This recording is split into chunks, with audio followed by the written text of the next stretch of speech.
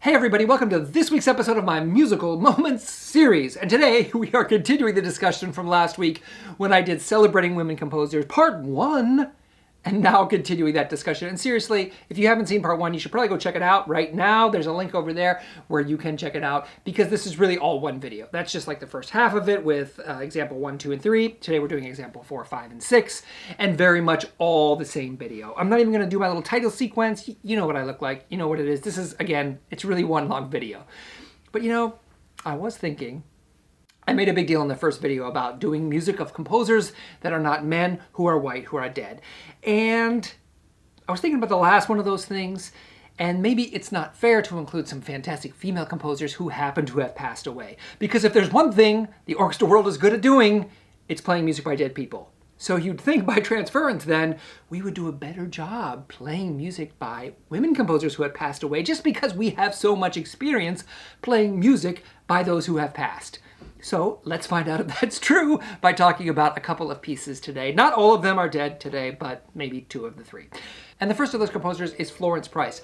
Florence Price is a really fascinating story because she was born around the 1850s and lived at a time when it was very difficult to make a living as a composer, as a woman composer, as a woman African-American composer. All those things were really, really challenging to do. She managed to do it. She did a little bit of everything. She wrote music, she taught music, she played the piano, played the organ in her church. She actually published pop songs written under a man's name because that was the only way she could get them published, but wrote a lot of music, including several symphonies, a couple of concertos, a lot of music for piano, etc. Earlier this year with the Sawyer Symphony in our digital series, we actually published the first world premiere recording of the orchestral version of her suite of dances, which you can check that out as well over there if you want to see that. But don't do it now because we're talking about her Symphony No. 1. And just the other day, again, this symphony came up and it's such a grand, epic, wonderful piece. Has all of the power of a great romantic symphony, but uses music and melodies which sound very much in the vernacular of Americana. And I think that, like Dvorak, but even more authentic in a way, this has that same grand, great sense of orchestra, which a lot of composers, it takes them a lot longer to learn to do that with an orchestra, and many never learn to do it with this sort of grand sense of scope that she has and brings to it. You're hearing a little bit of that piece right now, and you can hear it does have this minor melody to it, which again maybe suggests the New World Symphony, but I think there is something more authentic about these melodies that just feel, I think, moving and powerful. And again, I can't again say how wonderful the epic quality of the music is. The other thing is she also has a very famous piano concerto in one movement, and hopefully we'll be presenting that with the Adrian Symphony this fall. That's what we'd like to do. But some wonderful music throughout, and I hope that you'll check out more of her music because really one of the great American unsung heroes of early music. And again, with all those challenges to have made a career, I think she deserves especially some wonderful credit for that. For our next example today, I have another piece. This is by Caroline Shaw. This is a picture of her. I just think she seems so cool. I want to hang out with her. Doesn't she sound interesting and fun? Her music is fantastic. And this is the example of a piece that I actually haven't done this piece yet in concert, but hoping to do so very, very soon, probably in the next year, as soon as we return to concerts, because this piece I actually came across just listening to Sirius Radio in my car. And what happens is when I hear a piece that I'm really interested in, I take a picture of it because I can't write it down. I'm not going to remember. I always used to think I'd remember. I don't. So I take a picture of it. There's the picture of it, Caroline Shaw. The piece is called Entr'acte. And this was originally written for string quartet in 2011, and then a couple years later, the wonderful group A Far Cry, they commissioned a string orchestra version of it, so you can find it in both versions. But it just has this magical sound to it, and to me, it always kind of sounds just a little bit like an indie band, using some electronic elements. But obviously, this is live string players, and there's just something about this sort of pulsating opening figure that you hear right here that just really grabs me. And as soon as I heard it, I was like, what is this? I have to know this. And again, can't wait to do this piece in concert. Again, about 8 minutes long, so it's not a terribly long piece, and it's just really effective and magical. Whether you're listening to the string quartet version, that original version, or the expanded version for string orchestra, here's a wonderful performance of the Kaleidoscope Chamber Orchestra. They are doing this without a conductor, so totally putting me out of work, but I got to admit, it sounds spectacular, and I love to see them moving. Such a magical performance here, so I hope that you'll check that out. Some really, really great playing.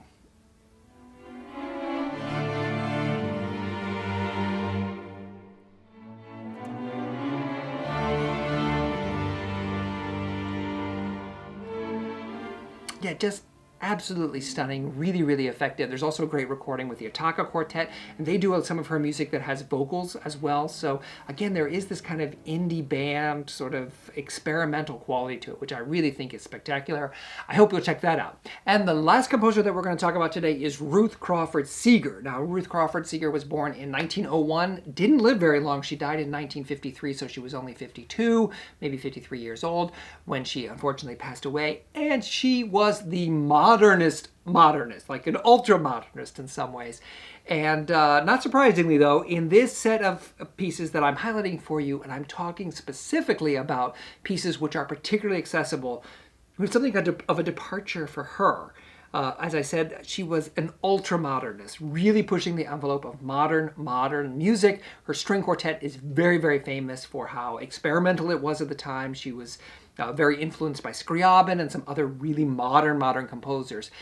But there was a real change in her music, and some historians look back on the piece that I'm about to mention as being the one exception, but I think you can also look at it and say, no, it was a real change for her, because this particular piece was commissioned on a series of concerts that also commissioned Aaron Copland and Roy Harris, and the theme of these commissions was to take traditional folk songs and write them for a symphony orchestra.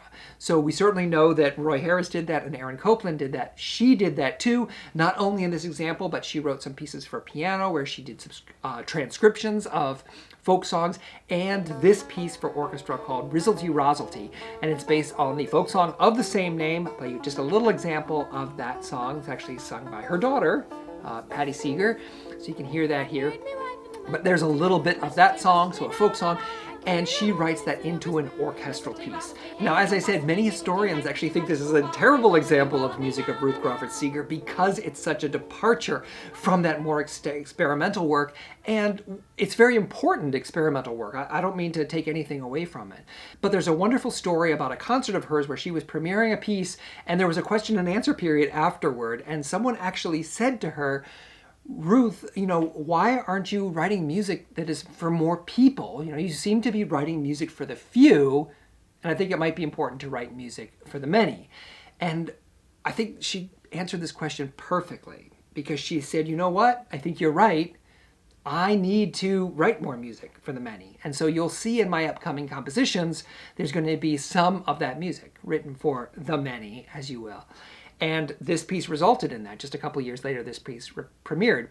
But she also said, it's important to write music for the few too. And I think that's just the perfect way. She didn't say, look, there's anything wrong with writing for many, but she also said it's important to write for the few as well. And I thought that was just a wonderful way to bridge that simply and directly and honestly, which is such a character, I think, of so much American music of that time. So this piece, Rizzlety Rozzlety, as I said, an orchestration of the folk song. It's really short, about 2.5 minutes long. Super charming, though. If you know me, which you do after all these videos, you're not the least bit surprised I like this piece. Just like the video from last week that I did first in this series ended with Connie Elasore's piece, Blackberry Winter. Here, again, a folk music piece influenced because audiences love this piece. And there's this fantastic moment at the ending because the piece doesn't actually end. There's just a little snippet of the theme and then it just stops. And when she was asked about this, she said, well, in the folk music tradition, we just kind of stop. And they were like, okay, let's go on to the next thing. Like, there's not a big fancy ending that's all worked out perfect with codas and all of that. She's just like, well, sometimes when we're playing, we just stop. I should say that Ruth Crawford Seeger became an incredibly important voice in the folk music movement, which was starting in the 1930s and especially the 40s when it really broke out and became huge. She is the mother, actually the stepmother of Pete Seeger, and who spoke very highly of her as well. But lots of her children became professional musicians and worked their way touring the country in the folk music circuit. So this is music still that's very close to her. And again, very effective in performance and a lot of fun, as I'd love to do as a little encore sometimes, especially because that funky little ending also makes a nice concert opener as well. So there you have it. I hope you've enjoyed this trip through 6 fantastic pieces, audience-pleasing pieces in every case of important American women composers. 4 still alive, 2 passed away, but all important voices in the tapestry of American music, both today and in the past. And I hope that we'll see more and more orchestras. I know that my orchestras have committed to this, programming music from a much more diverse set of perspectives. It's said, as I said last week, it is so easy to fall into those same ruts. And I hope that we all look for ways to come out of those ruts with all of the programming and the incredible music that's out there to be played. So I hope you enjoyed this trip. If you have not done so already, there is a like button below. I hope you will click it. And if you have not done so already, there is a subscribe button below. Please click that as well. And I look forward to sharing more music with you in the next video next week.